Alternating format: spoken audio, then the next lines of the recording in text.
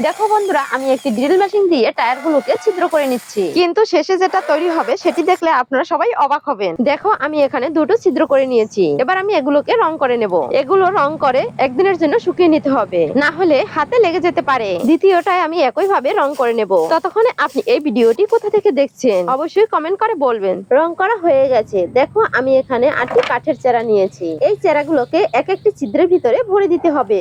একই ভাবে আমি বিপরীত সাইডেও ভরে দেব।